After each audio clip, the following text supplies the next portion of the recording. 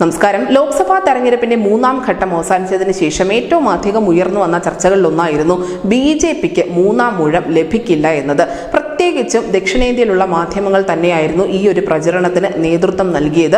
ചില കണക്കുകൾ ചൂണ്ടിക്കാണിച്ചുകൊണ്ട്, പ്രത്യേകിച്ചും ദക്ഷിണേന്ത്യയിൽ BJP നേട്ടം ഉണ്ടാക്കില്ല എന്നുള്ള ഒരു കാര്യം ചൂണ്ടിക്കാണിച്ചുകൊണ്ടായിരുന്നു 400 സീറ്റുകൾ എന്ന BJPയുടെ സ്വപ്നം അതൊരിക്കലും നടക്കാൻ പോകുന്നില്ല എന്ന് ഇവരൊക്കെ ചർച്ചകളിൽ പറഞ്ഞു വെച്ചത്. ഈ ലോക്സഭാ തെരഞ്ഞെടുപ്പിൽ BJPക്ക് 272 സീറ്റുകളിൽ കുറവാണ് ലഭിക്കുന്നതെങ്കിൽ എന്ത് ചെയ്യും എന്നുള്ള ഒരു ചോദ്യം ഉയർന്നു വന്നിരുന്നു. ഈ ചോദ്യത്തിന് ഇപ്പോൾ മറുപടി നൽകിയിരിക്കുകയാണ് കേന്ദ്ര ആഭ്യന്തരമന്ത്രി അമിത് ഷാ. അദ്ദേഹം പറഞ്ഞത് BJPക്ക് 272 സീറ്റുകളിൽ കുറവ് ലഭിക്കാനുള്ള ഒരു സാധ്യതയും ഇപ്പോൾ രാജ്യത്ത് നിലനിൽക്കുന്നില്ല. മാത്രമല്ല, കേന്ദ്ര സർക്കാരിന്റെ വിവിധ പദ്ധതികളുടെ 60 കോടി ഗുണഭോക്താക്കൾ അവർ മോദിക്കൊപ്പം അടിയുറച്ച് നിൽക്കുന്നുണ്ട്.